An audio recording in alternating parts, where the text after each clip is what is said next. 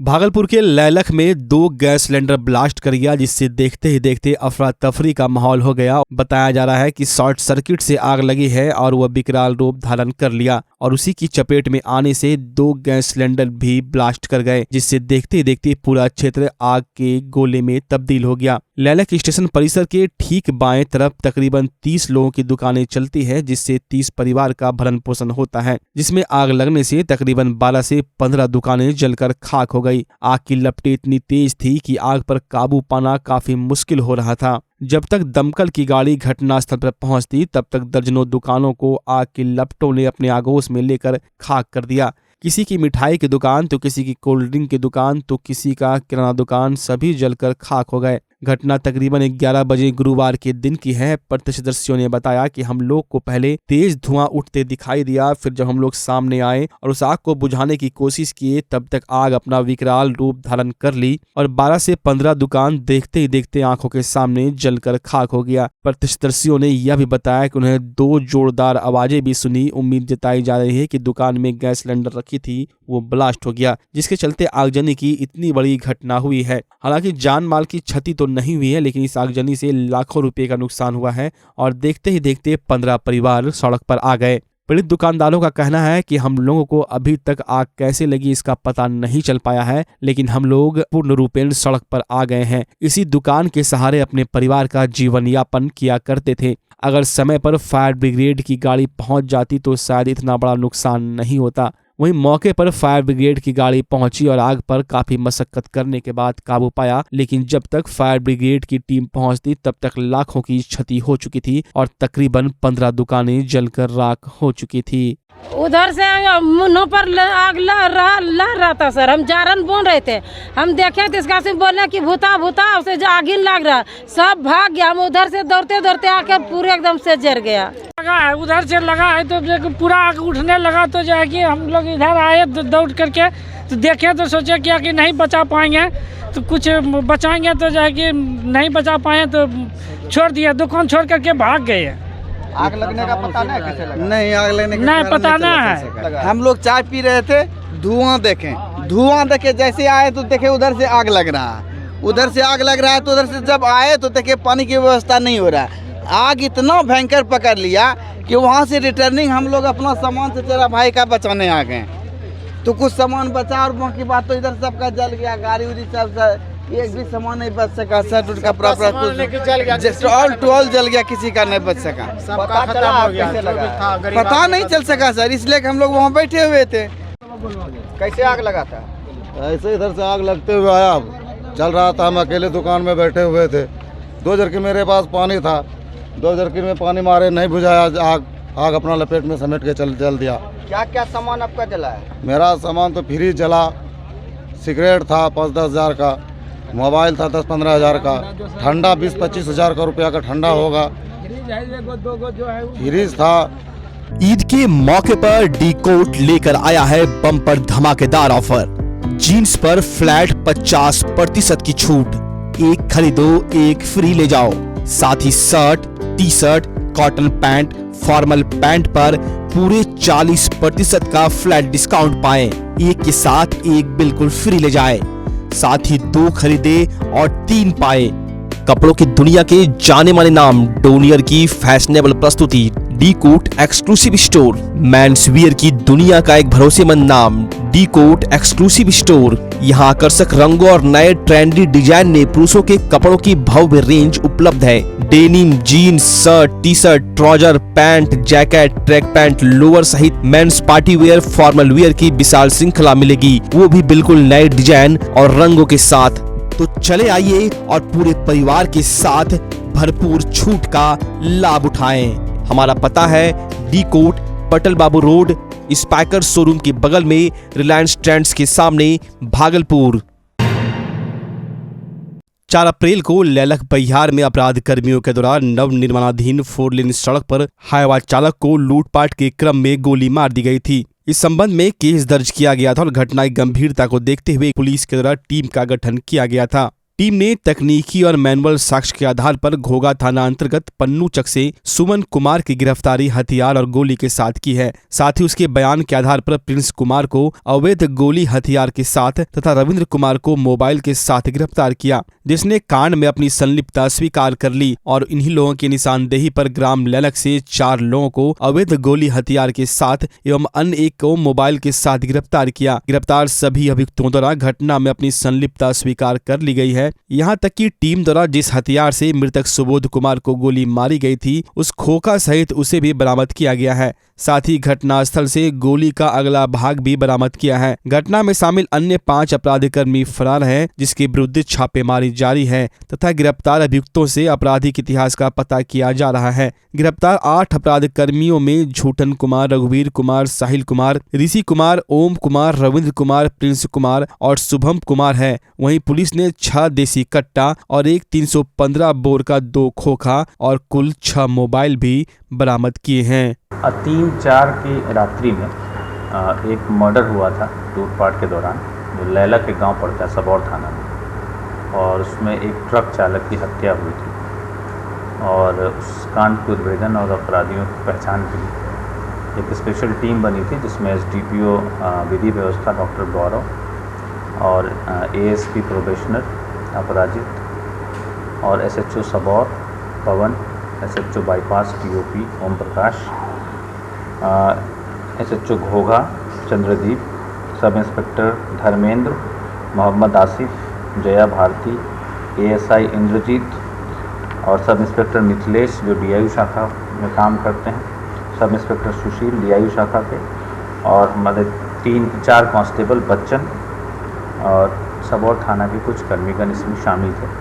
और इन लोगों ने पिछले 2 दिनों में लगातार जो अपराधी इसमें शामिल थे, जो कि 10 से 12 की संख्या में बताया गया था, उन अपराधियों को पहचान किया गया और DIU की टीम के साथ वैज्ञानिक अनुसंधान प्रारंभ किया गया और अपराधियों की पहचान की गई। और इसमें कल रेड हुआ, जिसमें कि कुल 8 अभियुक्त इस पूरे कांड में जो शामिल थे उनकी गिरफ्तारी हुई है और उनके पास से 6 देसी पिस्टल मिला है और 4 जिंदा कारतूस मिला है। 3 खाली केस बरामद हुआ है। उनके जो हथियार थे उसमें वो लगे हुए थे। तो हम लोगों ने इस पूरे मर्डर केस को साक्ष्य के साथ इसका उद्भेदन किया है।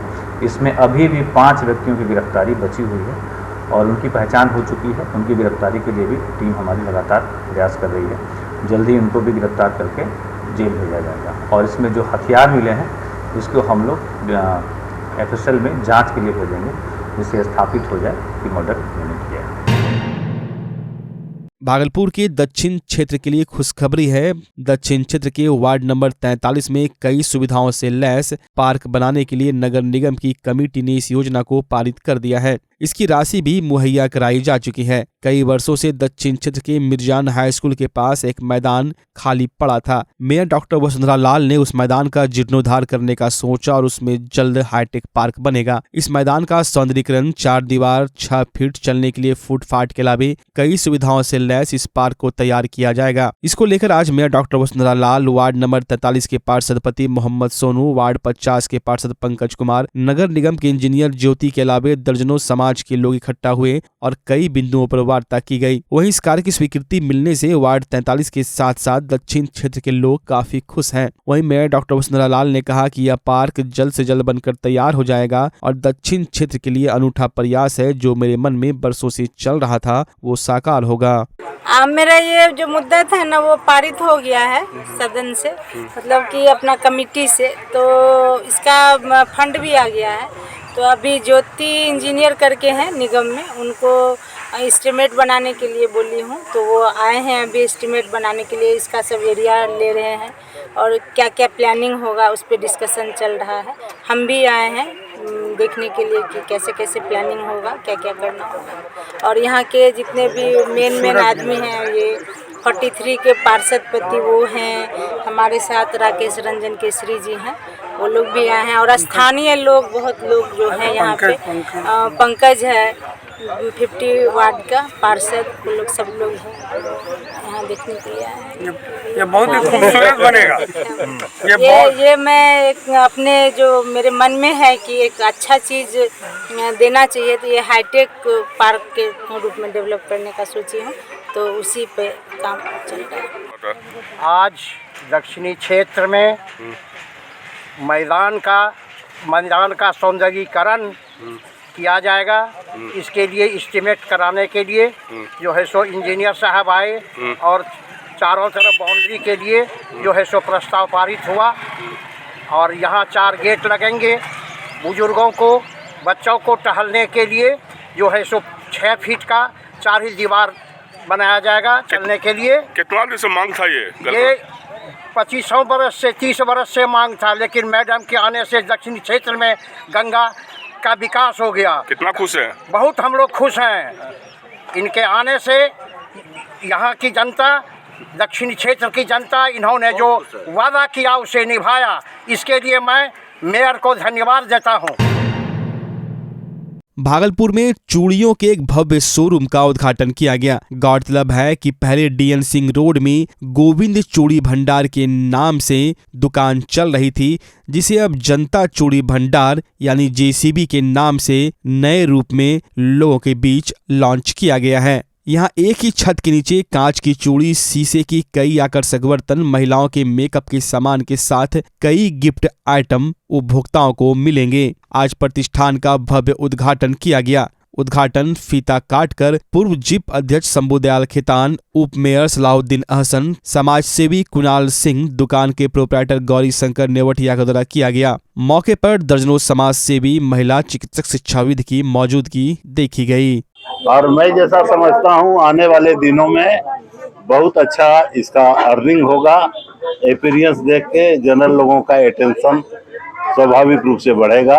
मेरी शुभकामनाएं साथ में। नए स्टोर की बधाई देता हूँ। उन्होंने बहुत शानदार स्टोर बनाया है और शहर को एक नए तरीके से इस स्टोर को रंग रूप में डाला है और उनके उज्जवल भविष्य की मैं बधाई और शुभकामनाएं देता हूँ। शोरूम का उद्घाटन हुआ है। यहाँ पर पुराना से भी शोरूम था गोविंद चूड़ी भंडार के नाम पर, लेकिन फिर नए साज सज्जा, नए रंग रूप के साथ फिर वापस जनता की सेवा करने के लिए ये गोविंद चूड़ी भंडार वापस आप सबके बीच में है। जनता चूड़ी भंडार जेसीबी के नाम से ये भव्य शोरूम वापस से खुला है, वापस से सबकी सेवा करने के लिए। और यहाँ पे अत्याधुनिक सामान, साज सज्जा का हर सामान यहाँ पे मिलेगा और शहर के सारे लोग पहले से यहाँ का आनंद उठाए, फिर आनंद उठाएंगे। यहाँ पे सारे बनिहारी की सामान, कॉस्मेटिक, आर्टिफिशियल ज्वेलरी सस्ते और चीप रेट पे आप लोगों को मिलेगी। और मेरा हार्दिक धन्यवाद कुणाल भैया, सलाहुद्दीन सर और शंभू दादाजी सबसे, जिन्होंने सहयोग से ये आज ओपनिंग का प्रारंभ पूरा बढ़िया से हो गया। समाज में हवस के बहसी दरिंदे इस कदर खुलेआम घूम रहे हैं कि वो महज 3 वर्ष और 5 वर्ष की बच्ची को भी नहीं छोड़ते। ऐसे वहसी दरिंदों के चलते आज समाज में छोटे बच्चों को किसी के पास गोद में खिलाने के लिए भी देने के लिए सोचना पड़ता है। ऐसा ही कुछ मामला भागलपुर पॉक्सो कोर्ट के सामने आया था, जिसमें आज 10 वर्ष की सजा सुनाई गई। भागलपुर के पॉक्सो कोर्ट में रेप मामले में एक आरोपी को सजा सुनाई गई। उमेश यादव सहारा इंडिया में शाखा प्रबंधक की पोस्ट पर कार्यरत थे, जिसने अपने पड़ोस के ही रहने वाले नाबालिग बच्ची के साथ दुष्कर्म करने का प्रयास किया था, जिसके बाद 22 फरवरी 2016 को महिला थाने में मामला दर्ज कराया गया था, जिसके बाद सुनवाई में 1 अप्रैल 2023 को उसे दोषी पाया गया, जिसे सजा के बिंदु पर रखा गया था। गुरुवार को उसे 10 वर्ष की सजा सुनाई गई। पॉक्सो कोर्ट के विशेष लोक अभियोजक शंकर जयकिशन मंडल ने बताया कि बिस्किट देने के बहाने बच्ची को घर बुलाया और उसके साथ दुष्कर्म करने का प्रयास किया, जिसके बाद मामला दर्ज किया गया था। उन्होंने बताया कि उमेश यादव पर 1 लाख का जुर्माना भी लगाया गया है। नहीं देने पर 10 माह की अतिरिक्त सजा सुनाई गई है। वहीं पीड़िता को 6 लाख रुपये का मुआवजा देने का निर्देश दिया गया है। पॉक्सो कोर्ट के शंकर जयकिशन मंडल ने बताया कि अब बच्ची को अपने रिश्तेदार के यहाँ भेजने में भी लोग डरते हैं। उन्होंने कहा, जिस तरीके का जघन्य अपराध किया है, वैसे में कोई भी अपने छोटे बच्चे को गोद में देने से परहेज करेगा। उमेश यादव जो सहारा इंडिया में शाखा प्रबंधक के रूप में कार्यरत थे, उन्हें 10 वर्ष की कठोर कारावास की सजा सुनाई गई। ये घटना महिला थाना में 22/2/16 को दर्ज की गई थी, जो मात्र 5 वर्ष से कम आयु के बच्ची के साथ इन्होंने दुष्कर्म का प्रयास किया था, जो काफ़ी जघन्य था, और इसे 1/4/23 को दोषी पाया गया था और आज इस मामले में इसे 10 वर्ष की कठोर कारावास दी गई है। और इस मामले में न्यायालय श्री पन्नालाल सर, जो पॉक्सो एडीजे सर विशेष न्यायाधीश हैं, उनके द्वारा ये प्रमाणित किया गया कि न्याय के दरबार में सभी बराबर हैं। चूँकि ये इतने ऊंचे ओहदे पर रहते हुए भी प्रभावित नहीं कर सके और सजा इनको मिली न्याय, और पीड़िता पक्ष को भी अच्छी मतलब की न्याय मिली। इसे समाज में भी एक मैसेज जाता है कि पीड़िता हर तरह से तैयार रहे, कोर्ट में उसे न्याय मिलेगा ही। और प्रोसिक्यूशन भी इसके तरफ से सभी गवाहों की गवाही कराई और आज इसे दोषी पाया गया था 1 तारीख को, और इसे 10 वर्ष की कठोर कारावास दी गई है। जुर्माना 1 लाख रुपया जुर्माना दिया गया है, नहीं देने पर 6 माह की अतिरिक्त कारावास, और पीड़िता को 6 लाख रुपया वो प्रतिकर के रूप में उसे देने का निर्देश दिया गया है। हाँ, और इस तरह की ये घटना किए थे कि आज समाज में अपने छोटे बच्चे को कोई गोदी देने से डरेगा, कि गोदी में बिस्कुट खिलाने के डर से बिस्कुट खिलाने का लोभ देके ले जाते हैं और उसके साथ घटना करने का प्रयास करते हैं। मगर इस बात को हमारे माननीय न्यायालय में इसे न्यायपूर्वक न्याय दिया गया, जिससे समाज में ये जाए और अभियुक्त के प्रति भय व्याप्त हो। आप कितने भी ऊंचे पद पर रहें तो न्याय के सामने सभी बराबर हैं। समाहरणालय स्थित समीक्षा भवन में जिलाधिकारी सुब्रत सेन की अध्यक्षता में बैठक का आयोजन किया गया, जिसमें 8 तारीख को होने वाले बीएड एंट्रेंस एग्जाम की तैयारी को लेकर चर्चा की गई। एग्जाम में कुल 10,000 परीक्षार्थी शामिल होंगे। इसके लिए कई सेंटर बनाए गए हैं, जिसको लेकर आज मजिस्ट्रेट, केंद्राधीक्षक और पुलिस पदाधिकारियों के साथ बैठक कर जिलाधिकारी ने कई दिशा निर्देश दिए। उन्होंने कहा कि शांतिपूर्ण तरीके से एग्जाम कंडक्ट कराया जाएगा। भागलपुर विश्वविद्यालय के 46वें और 47वें दीक्षांत समारोह का आयोजन 25 अप्रैल को किया जाएगा। कोरोना को लेकर 46वां दीक्षांत समारोह नहीं हो पाया था, जिस कारण इस बार दोनों दीक्षांत समारोह को एक ही दिन मनाया जाएगा, जिसके लिए राज्यपाल से सहमति मिल गई है और राज्यपाल दीक्षांत समारोह के दौरान मौजूद रहेंगे। राज्य के शिक्षा मंत्री को भी विश्वविद्यालय के द्वारा आमंत्रण दिया गया है। दीक्षांत समारोह में 185 gold medal, 2 DLitt degree, 86 PhD की डिग्री और इसके साथ साथ कुछ डिग्रियां भी दी जाएगी। साथ ही साथ शपथ ग्रहण समारोह भी आयोजित किया जाएगा। कार्यक्रम को लेकर स्टीयरिंग कमेटी बनाई गई है, जिसकी बैठक लगातार की जा रही है। वहीं 20 कमेटियां भी विश्वविद्यालय के द्वारा बनाई गई है। ये जो कन्वोकेशन है 47वां कन्वोकेशन होने जा रहा है और साथ साथ 46वां कन्वोकेशन जो है उधर पीछे ऑफिस में चले जाएगी। 46वां कन्वोकेशन जो नहीं हो पाया था कोरोना के चलते, उन बच्चों को भी इसमें शामिल किया गया। तो 2 कन्वोकेशन का एक साथ हम लोग प्रोग्राम करें, एक करेंट 47 एंड 46 और एक कन्वोकेशन का कार्यक्रम 25 अप्रैल को निर्धारित है। माननीय महामहिम ने अपनी सहमति प्रदान की है और उसके अंतर्गत उस कन्वोकेशन को सफल बनाने के लिए स्टीयरिंग कमेटी के अलावे हम लोग कल 20 कमेटियाँ बनाए हैं डिफरेंट टाइप का, और उसी का भी मीटिंग चल रहा है। पूरा डिटेल चल रहा है, प्रोग्राम कैसे होगा, कब होगा, एक मिनट मतलब प्रोग्राम एक जितने भी जो कमेटी है उसको निर्देश दिया जा रहा है कि कहीं से कोई चूक नहीं रह जाए। भागलपुर के पीरपैंती प्रखंड में मनरेगा विभाग में भारी लूट का मामला सामने आया है। महात्मा गांधी राष्ट्रीय ग्रामीण रोजगार गारंटी स्कीम बिहार के तहत मोटी रकम गबन की बात इस कदर तूल पकड़ ली है कि यह बातें अधिकारियों तक पहुंच गई है। कार्यक्रम पदाधिकारी दिवेश कुमार गुप्ता से जानकारी मिली कि डाटा ऑपरेटर के द्वारा आवास योजना की मजदूरी का पैसा जो आता है, उस पैसे को जिस लाभुक के खाते में मिलना चाहिए उस लाभुक को नहीं देकर उस पैसे का ट्रांसफर किसी गैर लाभुक के खाते में भेज दिया जाता है। मामले को लेकर कार्यक्रम पदाधिकारी दिवेश कुमार गुप्ता ने बताया कि आवास योजना के तहत मजदूरी का पैसा 15,000 से 17,000 के बीच आता है। जो आवास योजना के तहत लाभुक को दी जाती है। वहीं इस कार्य को मेरे तरफ से ऑपरेटर के द्वारा भेजने की जिम्मेदारी दी जाती है। अगर सही लाभुक को नहीं देकर किसी गैर लाभुक के खाते में भेजा गया है तो इस मामले को संज्ञान में लेते हुए 1 सप्ताह के अंदर पूरी जांच कर पैसे की गबन की रिकवरी कराने का प्रयास करूंगा और इसमें पाए जाने वाले दोषियों पर प्राथमिकी दर्ज करवाकर कानूनी कार्रवाई की जाएगी। इस मामले में प्रखंड विकास पदाधिकारी चंदन कुमार चक्रवर्ती ने मामले पर अविलंब जांच कराने की बात कही। साथ उन्होंने कहा कि इस मामले में दोषी पाए जाने पर कड़ी से कड़ी कार्रवाई की जाएगी। सर, आपके मनरेगा के तहत इंदिरा आवास जो पास होता है उसमें मजदूरी भी आता है क्या? हाँ, मजदूरी आता है। कितना आता है सर? 17,000। तो बताया जा रहा है कि सर कि ये जो 17,000 मजदूरी का पैसा लाभुक के खाता में ना जाके अदर खाता में जा रहा है। नहीं, एक आध प्रॉब्लम आया है, जो केस आया है, पता चला है। तो जैसे ही हमको पता चला, दोनों ऑपरेटर को यहाँ से बर्खास्त क्या क्या नाम है सर ऑपरेटर का? धीरज कुमार और प्रमोद कुमार, यहाँ बर्खास्त कर दिया गया है फिलहाल, और उस पर हम जांच कर रहे हैं। जांच करके जो भी होगा आगे कार्रवाई की जाएगी। कब तक जांच हो जाएगी सर? 1 सप्ताह लगेगा जांच करने में। वो प्राइवेट स्टाफ था फिर सरकारी? प्राइवेट। तो प्राइवेट ऑपरेटर होकर के वो कैसे अकाउंट में पैसा भेज दिया करता है? चेंज करने का कुछ रहता है उसमें, 1-2 नंबर चेंज करके बदल सकता है। पदाधिकारी के आदेश से वो ऐसा काम क्यों करते हैं?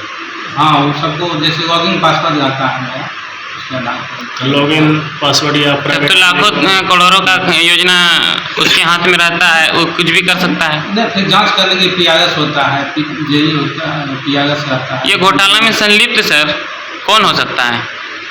मेन वही होता है, ऑपरेटर ही। ऑपरेटर। इंदिरा आवास में बहुत जांच नहीं होता है। और सब योजना में? योजना में तो जांच होता है। जांच होता है, कौन करता है सर? तो इंदिरा आवास में क्यों नहीं जांच होता है कि वो लाभुक के खाते में? जो शायद खाता दिए हैं, देते हैं, उसको हम लोग सीधे डाल देते हैं। कितना रहता है सर लाभुक का, जैसे कि इंदिरा आवास का योजना का पैसा? 17,000। वो तो मजदूरी हुआ सर। Total amount sir? वो तो वीडियो सब बताएंगे। वीडियो सब बताएंगे। बाकी हम लोग लेबर अमाउंट देते हैं। सिर्फ लेबर अमाउंट आप देते हैं? जैसे बता रहे हैं कि वीडियो साहब अपना अकाउंट वहाँ से देते हैं लाभुक का, अब वो भेज दिया जाता है। हाँ, उसी में हमको डालना रहता है। लेकिन यहाँ पे अदर खाता में जिसका कोई नहीं है, कोई लाभुक न है, कोई भी ऐसा कुछ योजना तक का तो उसको मिला नहीं है, लेकिन उसके अकाउंट में जाए। नहीं, ऐसा नहीं होता है जनरली। एक आध केस से जैसे आया जैसे पता चला, तो जैसे ही हम उस पर कार्रवाई करते हैं। जैसे आपके ऑपरेटर से करते हैं, ऑपरेटर से बात करने के बाद कहा गया कि आपका PO साहब के आदेश अनुसार ऐसा ही करते हैं। नहीं, ऐसा कुछ नहीं। मेरे आदेश क्या हो, अकाउंट हम मिलाते हैं, अकाउंट तो उन्हीं को मिलाना रहता है। सही है। अगर हम नहीं करेंगे वो फाइल में तो हटाने का धमकी देता है कि तुम जो है चले जाओ। नहीं, ऐसा कुछ नहीं है। इसका जिम्मेदार होता है किसी का।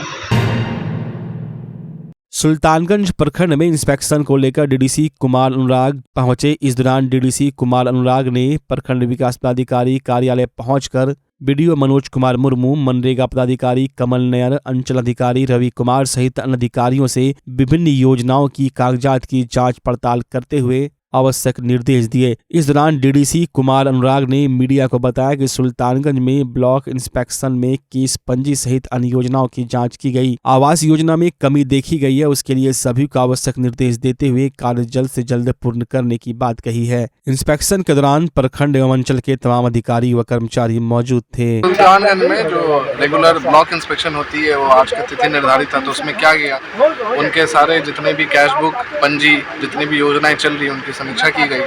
आवास योजना की प्रगति की भी समीक्षा की गई और साथ में ही जो स्वच्छ भारत मिशन चल रहा है उसकी भी समीक्षा की गई। तो इसी के मद्देनज़र जहाँ जहाँ कमियाँ पाई गई थी उसके लिए निर्देशित किया गया प्रखंड को।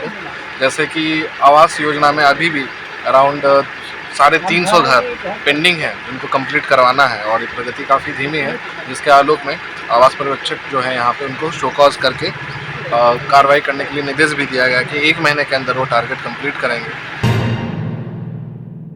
बच्चा जब जन्म लेता है तो कई बार बच्चा तुरंत नहीं रोता है, रोने में देर हो जाता है। ऐसे में बच्चा क्षतिग्रस्त हो जाता है और उसके बचने की संभावना कम हो जाती है।